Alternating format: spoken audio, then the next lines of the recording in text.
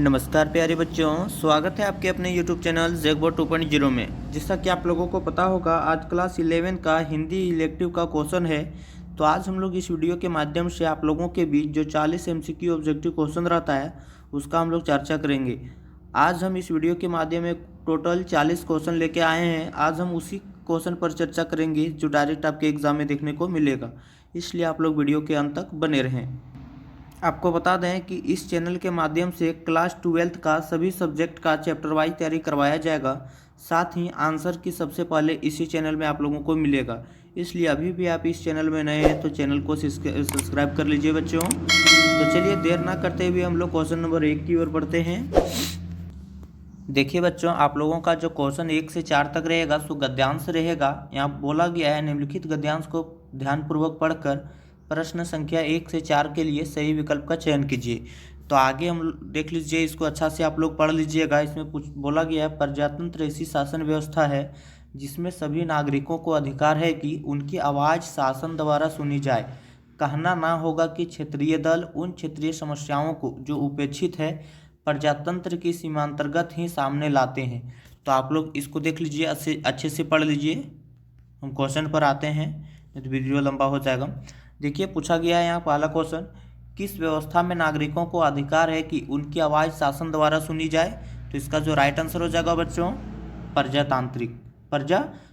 आप लोग याद कर लीजिए। चलिए आगे हम लोग देखते हैं क्वेश्चन नंबर 2। क्वेश्चन नंबर 2 में देखिए क्या पूछा गया है, संघीय शासन का स्वाभाविक परिणाम क्या है। तो इसका जो राइट आंसर हो जाएगा बच्चों, क्षेत्रीय दलों का उदय। चलिए next question number 3। Question number 3 में देखिए क्या पूछा गया है, संघीय शासन में नीतियां व कार्यक्रम किसके हितों के परिप्रेक्ष्य में तैयार होते हैं। तो 3 का जो राइट आंसर हो जाएगा बच्चों, ए हो जाएगा, राष्ट्रीय हितों के। चलिए नेक्स्ट हम लोग क्वेश्चन नंबर 4 देखते हैं, जो गद्यांश से ही क्वेश्चन है। क्वेश्चन नंबर 4 में देखिए क्या पूछा गया है। क्वेश्चन नंबर 4 में पूछा गया उपेक्षित का अर्थ क्या होता है। तो इसका जो राइट आंसर हो जाएगा बच्चों, 4 का राइट आंसर 2 हो जाएगा, तिरस्कृत। उपेक्षित का जो अर्थ होता है, या हम बोल सकते हैं कि उपेक्षित का जो पर्यायवाची शब्द है क्या होता है, तिरस्कृत। चलिए नेक्स्ट हम लोग क्वेश्चन नंबर 5 से 8 तक देखते हैं। देखिए क्वेश्चन नंबर 5 से 8 तक में पद्यांश दिया गया है। इसमें बोला गया है, युग युग तक चलती रहे कठोर कहानी, रघुकुल में थी एक अभागिन रानी, निज जन्म जन्म में सुने जीव यह मेरा अधिकार। तो इस तरह आप लोग ये पढ़ लीजिएगा, ये बुक से ही है। तो देखिए इसमें क्या पूछा गया, पहला क्वेश्चन 5 में, रघुकुल की वह अभागिन रानी कौन थी। तो इसका जो राइट आंसर हो जाएगा बच्चों, 5 का केकई हो जाएगा, Kaikeyi is the right answer. चलिए आगे हम लोग देखते हैं, आगे क्वेश्चन में क्या पूछा गया है, किस जननी ने भारत सा भाई जाना है। तो इसका जो राइट आंसर हो जाएगा बच्चों, 6 का ए हो जाएगा, केकई, ये इज राइट आंसर। चलिए आगे हम लोग क्वेश्चन नंबर 7 देखते हैं। क्वेश्चन नंबर 7 में देखिए क्या पूछा गया है, प्रस्तुत काव्यांश में किस भाषा का प्रयोग हुआ है। तो इसमें जो है सो खड़ी बोली का प्रयोग हुआ है, 7 का 4 हो जाएगा, खड़ी बोली का। आप लोग का जो 1 से जो क्वेश्चन 8 तक रहेगा बिल्कुल सही होना चाहिए। रीज़न ये है कि पद्यांश और गद्यांश से है, इसे आप पढ़कर भी आंसर दे सकते हैं। तो चलिए आगे हम लोग क्वेश्चन नंबर 8 देखते हैं। क्वेश्चन नंबर 8 में पूछा गया जीव का पर्यायवाची शब्द क्या होता है। तो इसका जो राइट आंसर हो जाएगा बच्चों, 8 का 4 हो जाएगा, इनमें से सभी होगा, अंतःकरण, आत्मा और रूह सब होता है। चलिए आगे हम लोग क्वेश्चन नंबर 9 देखते हैं। क्वेश्चन नंबर 9 में जो है अभिव्यक्ति और माध्यम से क्वेश्चन है। इसमें पूछा गया जनसंचार माध्यमों का प्रमुख कार्य क्या है। तो इसका जो राइट आंसर हो जाएगा, सूचना देना भी होता है, शिक्षित करना भी होता है, रोजगार संबंधित जानकारी देना भी होता है। इसलिए बच्चों इसका राइट आंसर 4 हो जाएगा, इनमें से सभी। चलिए आगे हम लोग क्वेश्चन नंबर 10 देखते हैं। क्वेश्चन नंबर 10 में देखिए क्या पूछा गया, पत्रकारिता के विकास में कौन सा मूल भाव सक्रिय रहता है। तो इसका जो राइट आंसर हो जाएगा बच्चों, जिज्ञासा हो जाएगा, 2 इज राइट आंसर। चलिए नेक्स्ट हम लोग क्वेश्चन नंबर 11 देखते हैं। क्वेश्चन नंबर 11 में पूछा गया सूचनाओं का संकलन कर संपादन तक पहुंचने की जिम्मेदारी किसकी होती है। तो इसका जो राइट आंसर हो जाएगा बच्चों, 4 हो जाएगा, पत्रकार की। चलिए आगे हम लोग क्वेश्चन नंबर 12 देखते हैं। क्वेश्चन नंबर 12 में देखिए क्या पूछा गया, विचारों के आदान प्रदान की इनमें से सबसे प्राचीन शैली कौन सी है। जो हम लोग विचारों का जो आदान प्रदान करते हैं, सबसे प्राचीन शैली कौन सी है। तो इसका जो राइट आंसर हो जाएगा, पत्राचार हो जाएगा। चलिए आगे हम लोग क्वेश्चन नंबर 13 देखते हैं। क्वेश्चन नंबर 13 देखिए आप लोगों के सामने आ गया है, मुद्रित माध्यमों की सबसे बड़ी विशेषता है क्या है। तो इसका जो राइट आंसर हो जाएगा बच्चों, 13 का ए हो जाएगा, अस्थायित्व, ये इज राइट आंसर। चलिए नेक्स्ट हम लोग क्वेश्चन नंबर 14 देखते हैं। क्वेश्चन नंबर 14 में देखिए क्या पूछा गया है, भारत में प्रकाशित होने वाला प्रथम समाचार पत्र बंगाल गजट का प्रकाशन कब हुआ था? तो इसका राइट आंसर हो जाएगा 1780। चलिए नेक्स्ट हम लोग क्वेश्चन नंबर 15 देखते हैं। क्वेश्चन नंबर 15 में पूछा गया पक्षिक पत्रिका कितने दिनों के अंतराल पर प्रकाशित होती है? तो इसका जो राइट आंसर हो जो पक्षिक बोल रहा है 15 दिन में होगा। 15 का जो राइट आंसर हो जाएगा बच्चों 4 हो जाएगा, आप लोग देख लीजिए। चलिए आगे हम लोग क्वेश्चन नंबर 16 देखते हैं। क्वेश्चन नंबर 16 देखिए क्या पूछा गया, समाचार लेखन की प्रचलित शैली क्या हो कहलाती है?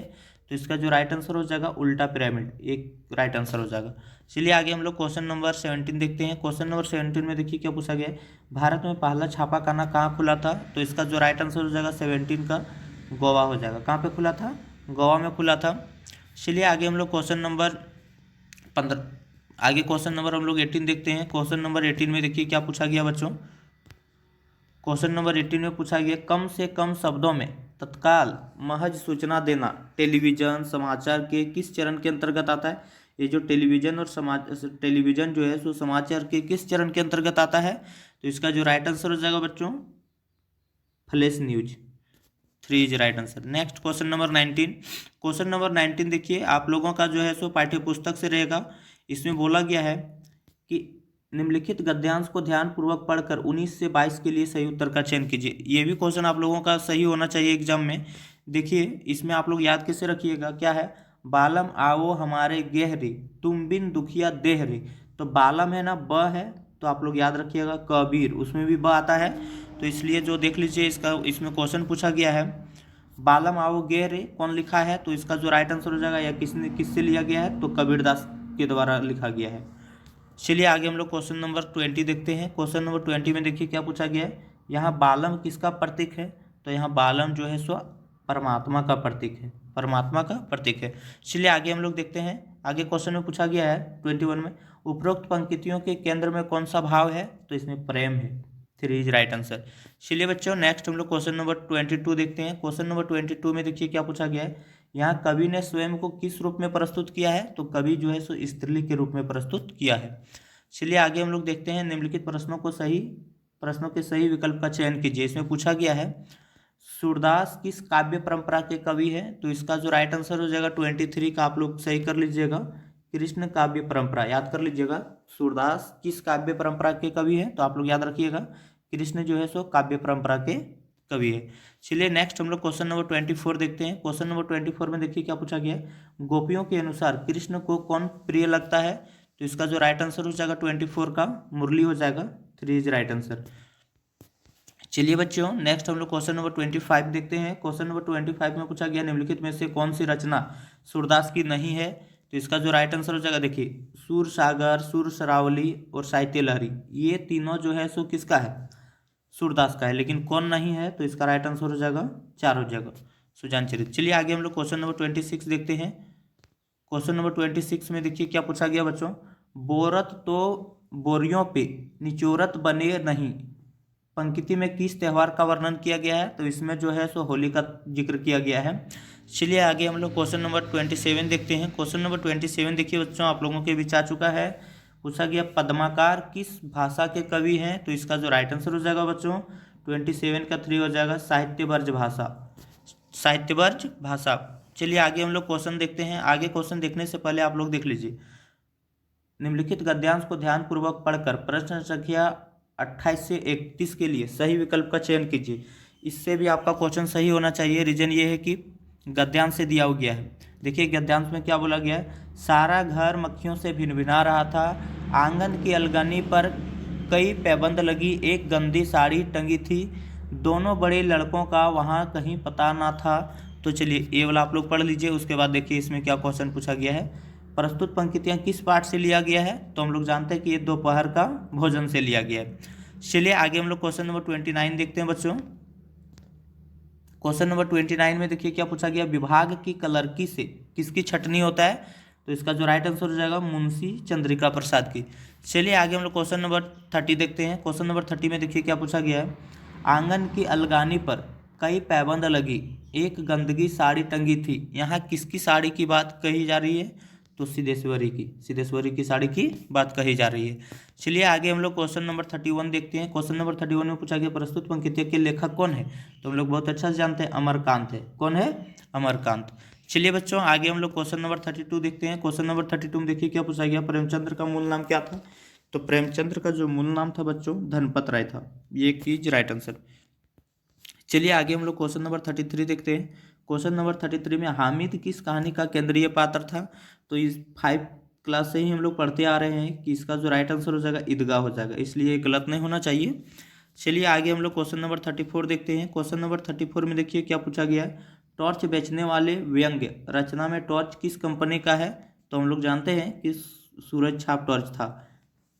चलिए आगे आप लोगों को क्वेश्चन नंबर 35 में पूछा गया टॉर्च बेचने वाले में टॉर्च के प्रतीक के माध्यम से लेखक ने किस पर प्रहार किया है। तो इसका जो राइट आंसर हो जाएगा सब 2 और 3 दोनों हो जाएगा, धार्मिक प्रतांडता पर और आस्थाओं के बाजरीकरण पर। चलिए इसलिए इसका राइट आंसर 4 हो जाएगा। आगे हम लोग क्वेश्चन नंबर 36 देखते हैं। क्वेश्चन नंबर 36 में पूछा गया गूंगे कहानी में किसके प्रति समाज में व्याप्ता संदेशहीनता को रेखांकित किया जाता है। तो इसका जो राइट आंसर हो जाएगा बच्चों 1 हो जाए दिव्यांग। चलिए बच्चों नेक्स्ट हम लोग क्वेश्चन नंबर 37 देखते हैं। क्वेश्चन नंबर 37 में देखिए क्या पूछा गया, अंडे के छिलके एकांकी के लेखक कौन है। तो इसका जो राइट आंसर हो जाएगा अंडे के छिलके कौन था, मोहन राकेश। आप लोग किताब पढ़े होंगे तो याद होगा, मोहन राकेश। चलिए आगे हम लोग क्वेश्चन नंबर 38 देखते हैं। क्वेश्चन नंबर 38 देखिए क्या पूछा गया है, अंडे के छिलके किस प्रकार का एकांकी है। तो यह एक पारिवारिक एकांकी है, इसलिए इसका 4 राइट आंसर हो जाएगा। चलिए next question number 39। Question number 39 करने से पहले आप लोगों को बता दें कि इस चैनल के माध्यम से क्लास 12th का सभी सब्जेक्ट का तैयारी करवाया जाएगा आर्ट्स वालों के लिए। साथ ही आपको बता दें कि आंसर की आपको इसी चैनल के माध्यम से मिलेगा, और जो वीकली टेस्ट होता है उसका भी रेल का उसका भी हम लोग इस चैनल के माध्यम से आप लोगों के बीच करवाएंगे। तो अभी भी आप लोग इस चैनल में नए हैं तो चैनल को सब्सक्राइब कर लीजिए तथा ज़्यादा से ज़्यादा अपने मित्रों को शेयर कीजिए। चलिए बच्चों हम लोग क्वेश्चन नंबर 39 का आंसर देखते हैं। क्वेश्चन नंबर 39 में देखिए क्या पूछा गया है, अंडे के छिलके पाठ के आरंभ में अम्मा की कैसी तस्वीर उभरती है। तो इसका जो राइट आंसर हो जाएगा 1 हो जाएगा परंपरावादी स्त्री, परंपरावादी स्त्री। चलिए नेक्स्ट हम लोग क्वेश्चन नंबर 40 देखते हैं। आज का लास्ट क्वेश्चन है बच्चों। क्वेश्चन नंबर 40 में पूछा गया बीना कौन सी पुस्तक पढ़ती है। तो इसका जो राइट आंसर हो जाएगा चंद्रकांता। धन्यवाद बच्चों, आशा है कि आप लोगों को वीडियो अच्छा लगा होगा। आपके एग्जाम के लिए बेस्ट ऑफ लक। धन्यवाद, जय हिंद, जय भारत। मिलते हैं नेक्स्ट वीडियो के साथ।